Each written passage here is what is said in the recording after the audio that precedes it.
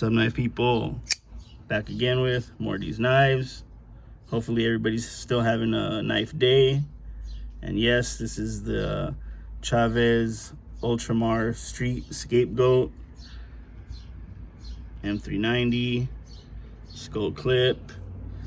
And yeah, no unboxing today, but I am going to get into this one and give you my final thoughts. This is a lender knife sent to me by a friend and sub of the channel.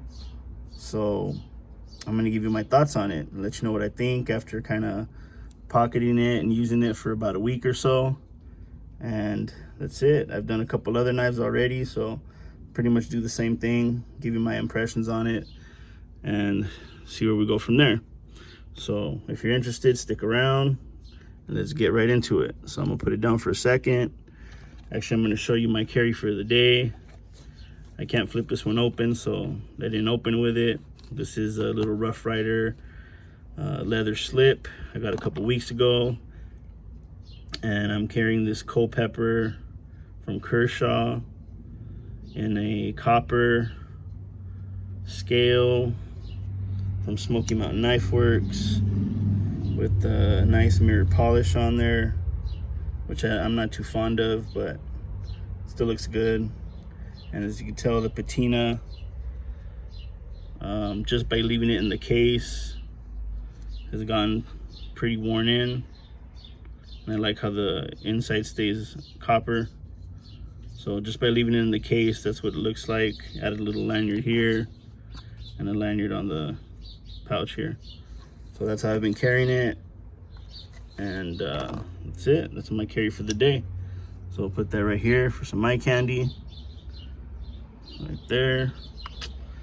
And let's jump right in. So again, this is the box for the Street Scapegoat. Gonna have skulls everywhere basically. So it's kind of like a skeleton key.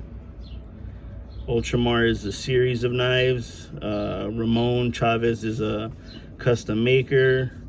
About 2 or 3 years ago, and actually in 2018 or so, he started making a production line by REATE. And this is what he came up with. This is kind of one of the newer models. That's what the information on the box says. Street Scapegoat, full titanium, belt finish. What's back here? Pretty much same thing. So yeah, ULTRAMAR is a series. That's what it looks like on the inside. You do have an extra clip now that they include. I did not put it on. I left the skull clip because I wanted to kind of see what it looked like. So that goes there. And I wanted to try it out, see how it wore in the pocket. So that's the boxing for the Street Scapegoat. And let's take a quick look at it now. Let's just kind of go over it real quick. Again, you got full titanium scales. You got a kind of flat ground spear tip with a nice sharp angle. You got a nice full finger choil up in the front. I got large size hands, so you do get a good grip on this knife. Even bigger hands, so you get 4 fingers back here, or if you have an extra finger or bigger fingers, you got room back there. So a pretty big knife. Again, on thumb studs, obviously. Full titanium. You don't have chamfered edges, but you do have it pretty sanded down. They are made by REATE, is the maker. You got your skull clip. Let's close that up, it's pretty sharp. So there goes the clip.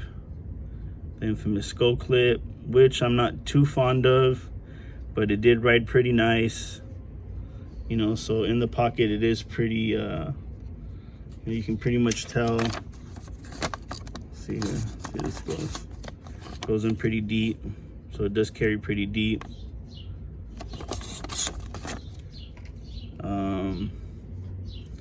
Again, rounded off tip here, kind of thick. So very noticeable in the pocket though, if you do have it. almost like he has little goggles up there. You got a titanium back spacer, just the flat one, and kind of monoblock handle. You do have these hard edges, which I'm not too fond of, especially back here. They're not sharp, but the angles are just kind of hard. So it does leave you with these kind of, not sharp points, but these kind of rough points. It is on bearings. Check it out in there. I did carry it for off and on about a week, in a matter of probably like a 2-week span. What else can I tell you about the carry? It is not reversible clip. You only have a right side tip up. Again, you got the frame lock with a relief cut here. The action is nice and fluid. Again, REATE made. You do got to clear that detent and it will drop shut. So you got to really clear that detent to have it drop. So if you're good at it, you can let it come down, and that's it. Otherwise you'll get stuck on that detent, then you gotta hammer it down. So again, really nice shape on that blade, very stabby, pointy, getting a little bit heavy, but you know, if you got pants on, not a gym short knife for sure. M390 blade.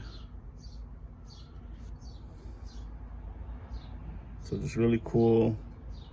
I mean, obviously you can anodize this if you know how, or do some kind of aftermarket milling on it. But really like the shape of the blade and the shape of the knife. I'm just not too fond of the heft and the size. Thumb studs I'm also not a big fan of, so which makes it a little, you know, not my favorite, I guess.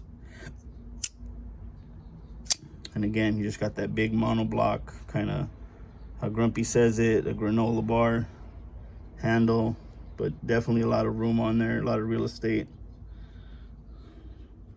And there's that back spacer, stop pin, very thick stock, acute tip in the right there.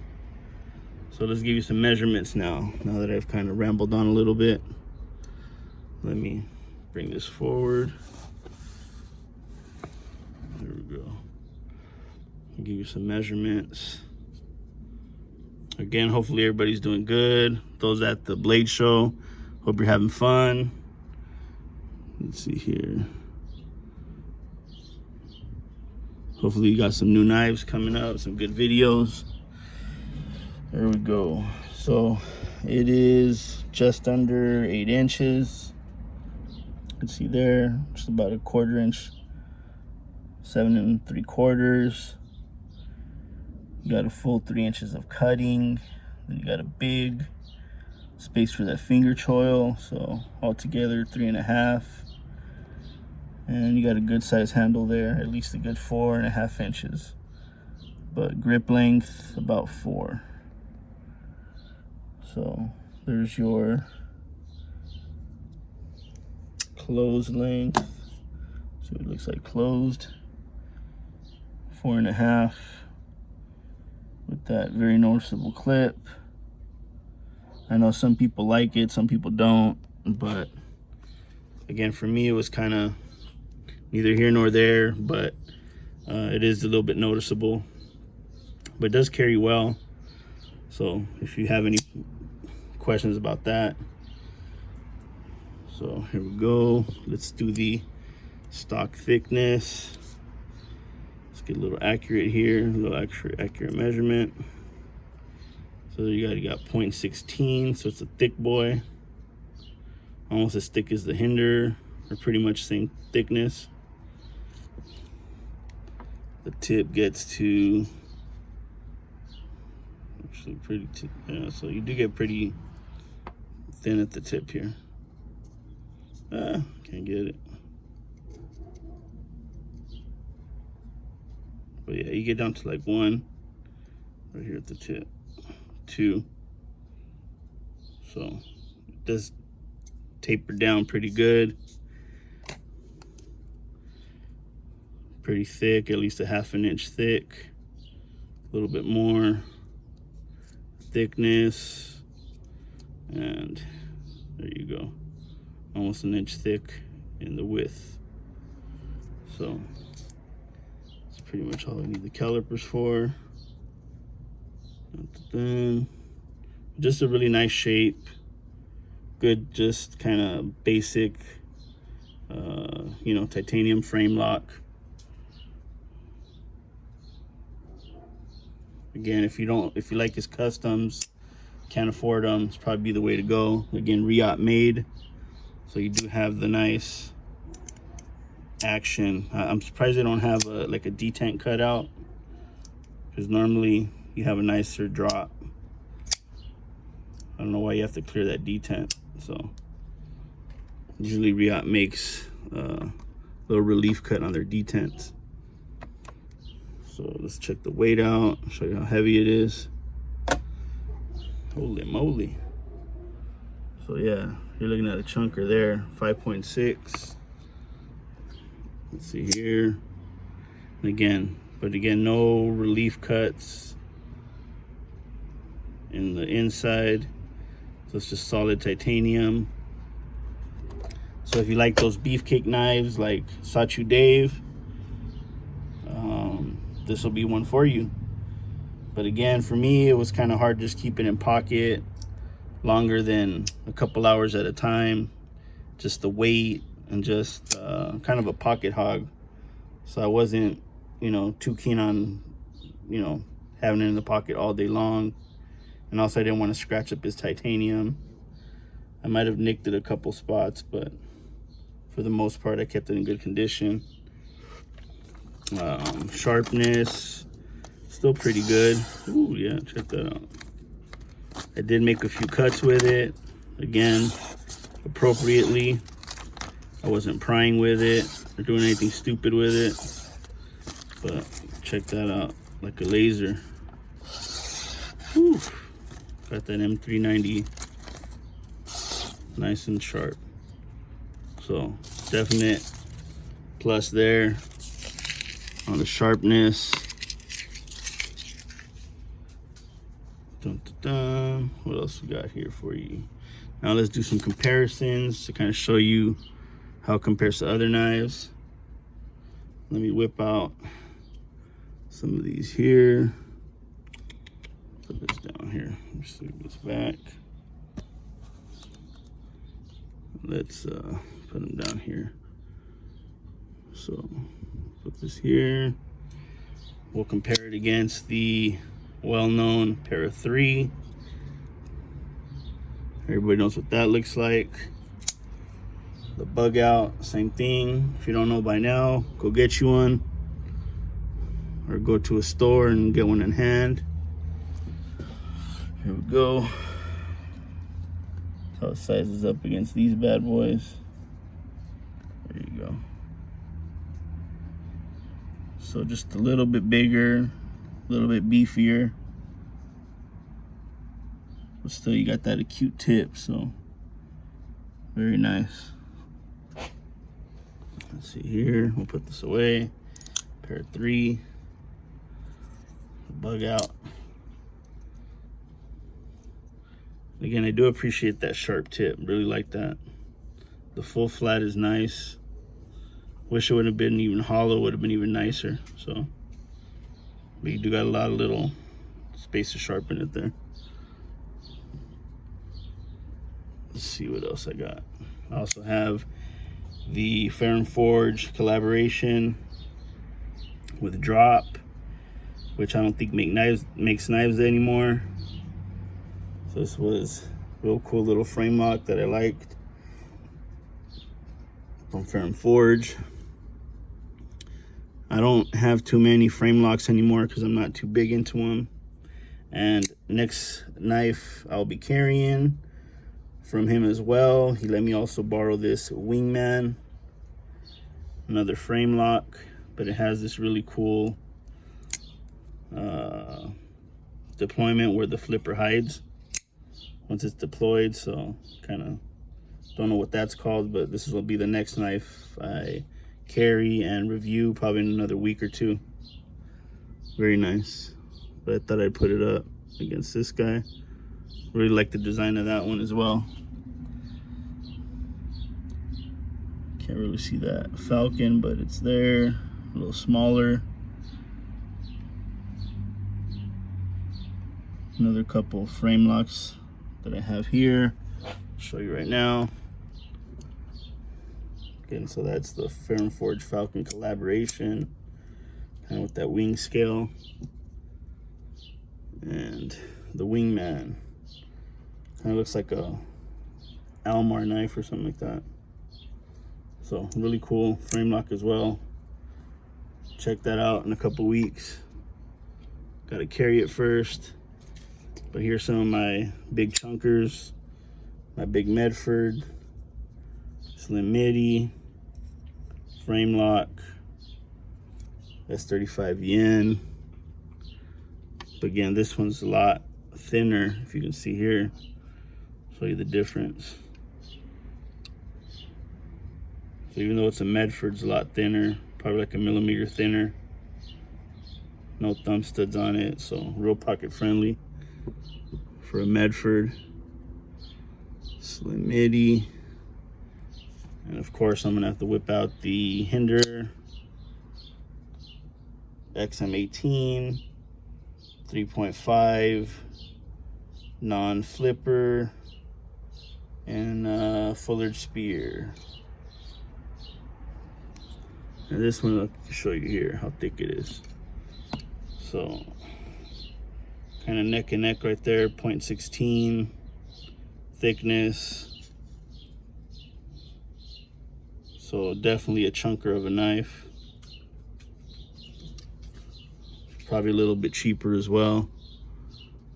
If you're willing to, if you don't want to spend on a Hinder. So there's some nice beefcakes right here. Pretty sweet. Again, this is a US design, but made in China, manufactured in China. Not like Hinder or Medford, but you get the point. So, kind of more in that size range, that 8-inch medium EDC range.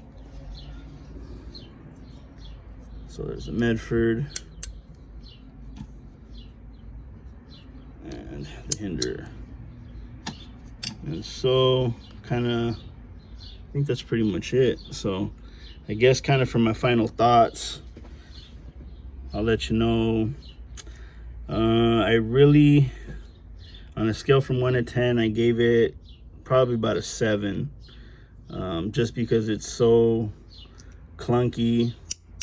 Not really a finesse knife. You know, you got these hard edges, you know, the weight, no relief cuts. You know, the option to change the clip is there, so you don't have to have the skull clip, which I really don't like. And for the most part, I mean, it's a good knife, good action, you know, very well made, manufactured, but just kind of not my thing. Again, I'm sticking, you know, trying to stay away from frame locks. You know, you do have that relief, the over travel stop as well. I don't know if I mentioned that. So that's built in there. So again, I gave it about a 7 out of 10.